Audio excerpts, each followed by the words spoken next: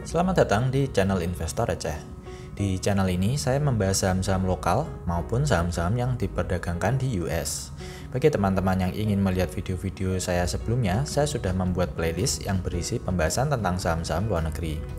Silahkan teman-teman cek sendiri di sana. Sebagai tambahan informasi, eToro sudah mengadakan promo bonus $50 bagi pendaftar baru. Link dan syarat ketentuannya bisa dilihat di deskripsi.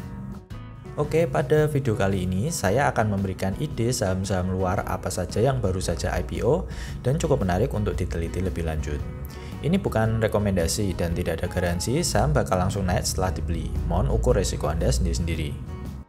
Yang pertama adalah Zoom, ticker ZM. Ini adalah perusahaan pemilik aplikasi yang sedang populer untuk online learning saat ini. Teman-teman bisa lihat, wabah telah membuat saham ini menjadi salah satu saham paling hot tahun ini dengan kenaikan lebih dari 250% sejak IPO di awal 2019 yang lalu. Saat ini harga sahamnya masih terus naik dan berada di kisaran $240.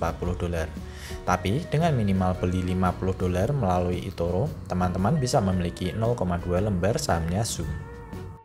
Melalui grafik ini, kita bisa lihat bahwa para analis memprediksi kenaikan revenue yang pesat sepanjang 2020 ini. Berikutnya masih satu sektor dengan Zoom, Slack Technologies dengan ticker WORK atau Work. Jika Zoom lebih ke video conferencing untuk learning, Slack memiliki platform yang ditujukan untuk kegiatan pekerjaan. Target mereka adalah ke business owner dan perusahaan-perusahaan. Slack juga sangat terbantu dengan semakin banyaknya perusahaan-perusahaan yang memiliki karyawan yang bekerja dari rumah. Jadi, Slack ini berada di industri software yang membantu organisasi email dan komunikasi agar lebih kolaboratif dan lebih terintegrasi ke seluruh divisi dalam sebuah perusahaan. Coba teman-teman perhatikan grafik berikut. Ini adalah data pertumbuhan jumlah active user yang menggunakan Slack. Per September 2019 saja, mereka sudah memiliki active user sebanyak 12 juta. Jika kita hitung growth-nya sejak 2016, maka pertumbuhan orang yang memakai Slack sudah naik 5 kali lipat. Secara teknikal, WORK lebih menarik daripada Zoom yang harganya sudah all-time high. Saat ini harga saham berada di sekitar $30. Walaupun tidak sedahsyat pergerakan Zoom, tapi saham ini memiliki potensi untuk terus mengukir all-time high di masa depan. Berikutnya ada sahamnya Pinterest. Yang satu ini pasti sudah sangat familiar. Pinterest dengan ticker PINS atau PINS baru saja IPO di awal 2019 yang lalu.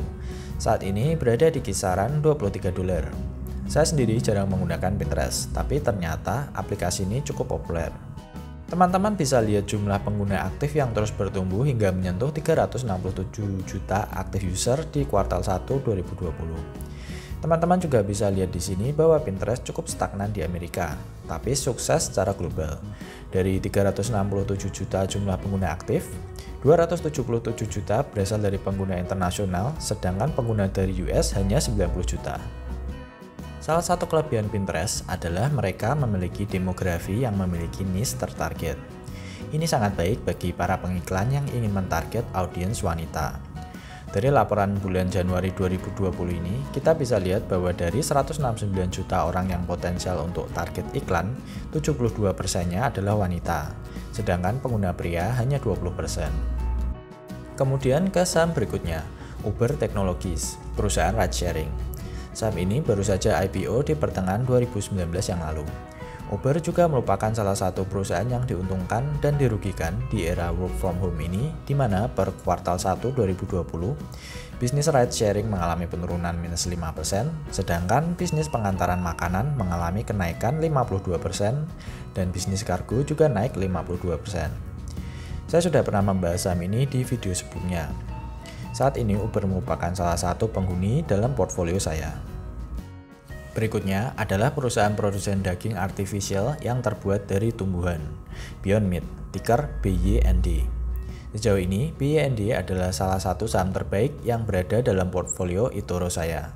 Saya suka model bisnisnya yang merupakan pemain awal dari segmen daging vegetarian. Ini adalah salah satu model bisnis yang sangat inovatif. Selain menjual daging dan sosis di supermarket, mereka juga melakukan ekspansi dengan bekerja sama dengan food chain besar seperti Starbucks, McDonald's, hingga KFC. Jika partnership ini berjalan mulus, maka kita akan melihat ledakan revenue dari Beyond Meat.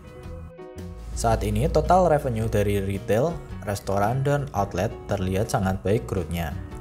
Teman-teman bisa lihat pada grafik berikut ini. Saham terakhir yang ingin saya bahas adalah saham yang cukup unik, Chewy, ticker CHWY. Ini adalah online store yang khusus menjual segala perlengkapan dan makanan hewan peliharaan. Mereka menyediakan segala jenis makanan, perlengkapan, hingga obat-obatan untuk hampir segala jenis peliharaan mulai dari anjing, kucing, iguana, hamster, tikus, kura-kura, kelinci, berang-berang, hingga kuda. Di US, industri pet atau hewan peliharaan sangat besar. Hampir semua rumah tangga ingin memiliki peliharaan. Bahkan ironisnya, kadang orang malah lebih sayang sama peliharaannya daripada sama pasangannya. Grafik pie berdasarkan data kuartal 1 2016 ini menunjukkan bahwa Chewy.com menguasai penjualan makanan hewan peliharaan sebesar 50,7%. Ini artinya setengah dari total orang yang membeli pet food secara online menggunakan Chewy.com. Chewy bahkan mengalahkan Amazon sebagai penguasa pasar online dengan 34,7% saja. Saya tidak memiliki saham ini, tapi menurut saya ini adalah saham yang belum banyak pesaingnya. Jika saham-saham bank, konsumer hingga teknologi sudah banyak sekali, saham di industri hewan peliharaan semacam ini masih sangat jarang. Saat ini saham masih terlihat terus menguat di kisaran $50. Chewy sendiri baru saja IPO di pertengahan 2019 yang lalu. Buat teman-teman yang mengerti industri hewan peliharaan di US, mungkin saham ini cukup menarik untuk masuk dalam watchlist. Nah, itu tadi beberapa saham yang baru saja IPO yang menurut saya cukup menarik dan prospek untuk jangka panjang. Ingat ya, ini bukan rekomendasi. Saya hanya memberikan ide-ide saham apa saja yang bisa teman-teman teliti lebih lanjut. Oke, jika suka dengan video ini klik like, bagi ke sosmed, dan jangan lupa subscribe untuk konten-konten berikutnya.